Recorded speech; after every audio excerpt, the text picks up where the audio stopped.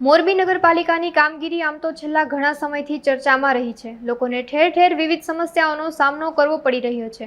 ત્યારે હવે ચોમાસાને ગણતરીના દિવસો બાકી રહ્યા છે ત્યારે મોરબીમાં અનેક જગ્યાએ ગટરો ઉભરાયેલી જોવા મળી રહી છે। અમુક જગ્યાએ તો ગટરની કુંડીઓ ખુલ્લી અને ઢાંકણ તૂટેલી હાલતમાં જોવા મળી રહ્યા છે। આ સમસ્યાને લઈ સ્થાનિકો દ્વારા અનેકવાર નગરપાલિકામાં રજૂઆત કરવામાં આવી હતી, આમ છતાં સમસ્યાનું કોઈ નિરાકરણ કરવામાં આવ્યું નથી। વરસાદ આવ્યા પહેલા તાબડતોબ તમામ ગટરો સાફ થાય અને નવા ઢાંકણ મૂકવામાં આવે તેવી લોકો માંગ કરી રહ્યા છે। મારું નામ ઝાલા પ્રદ્યુમનસિંહ છે। હું આજે ઘણા વર્ષોથી અમે દાઉદીપુર 3 નંબરમાં રહી છીએ અને છેલ્લા 6 મહિનાથી ગટર બંધ થઈ ગઈ છે। પાણી પુરવઠાની ઓફિસ એનું કામ ચાલુ થયું ત્યારથી અને આપ જોઈ શકો છો કે આ પાણી કંટીઓની બહાર હોય જ, જે ગટર ઉભરાય છે અને કોઈ સાફ સફાઈના કર્મચારીઓ આવતા નથી ગટર કાઢવા આવતા, નથી શેરીવાળો આવતા। અને ઘણા સમયથી આ રોડની અમે માંગ કરેલી છે ઘણો ટાઈમથી લોકો તંત્ર પાસે જાય ત્યારે એવું કહે છે કે રોડ તમારો ચોપડે બની ગયો છે, પ્રેક્ટિકલ બનતો નથી રોડ। ઘણા સમયથી આ પ્રશ્નો છે ગટરની અને આ પાણી જે ઉભરાય છે એનું અમે ઘણી વખત રજૂઆત કરી છે।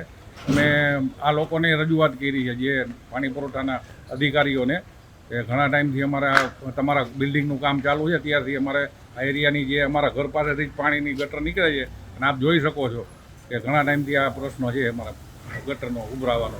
આ ગટર બંધ થઈ ગયેલ છે, એના કામ ચાલુ છે ત્યારથી અને રેગ્યુલર કોઈ કર્મચારી આવતા નથી સાફ સફાઈને આના માટેથી। તો યોગ્ય અને બીજું હમણાં ટૂંકા ટાઈમમાં આપણે ચોમાસું ચાલુ થઈ જશે એ પહેલાં જે પ્રી મોન્સૂનનું જે કાંઈ ગવર્મેન્ટનું કામગીરી હોય એ તાબડતોબ કરે અને અમને જલ્દી અમારો આ રસ્તો કાઢી દઈએ અને આ સારી રીતે બધી જે થઈ જાય એવી અમે અપેક્ષા રાખીએ।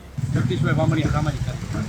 અત્યારે જોઈ શકાય છે, કારણ કે અત્યારે વગર ચોમાસે તમે આ ગટરોના ઢાંકલા છલકાઈ રહ્યા છે। અત્યારે જો વરસાદી માહોલ, અત્યારે મોરબી જિલ્લામાં વરસાદની અત્યારે આગમન થઈ પણ ગયું છે અને તંત્ર દ્વારા એવી રજૂઆત કરવામાં આવે છે કે પોપટની ઘોઈને બોલવામાં આવે કે અત્યારે બધી કામગીરી પૂરી થઈ ગઈ છે। પણ અત્યારે તમે જોઈ જ શકો છો, કારણ કે મોરબીના ઘણા બધા વિસ્તારોમાં અત્યારે આ ગટરોના ઢાંકણા ખુલ્લા છે। તો આવી કોઈ એવી ઘટના બને તો આનું જવાબદાર કોણ એમ? કારણ કે તંત્ર વાતું કરીને અને સોશિયલ મીડિયાના માધ્યમથી દાવા કરીને જતા રહે, પણ અત્યારે તમે જોઈ શકો છો। અને કારણ કે હું તંત્રને કહેવા માંગુ છું કે ભાઈ તમે તાત્કાલિક ધોરણે આ બધી તમે ખોટી વાતો ન કરો અને તાત્કાલિક ધોરણે આ જે ઢાંકણા તૂટી ગયા એ આ ભૂગળું ચોકઅપ છે, તાત્કાલિક એનું તમે રિપેરિંગ કામ કરો અને ઝડપથી ઓલું કરો, એવી અમારી પ્રજાજનોની માંગ છે।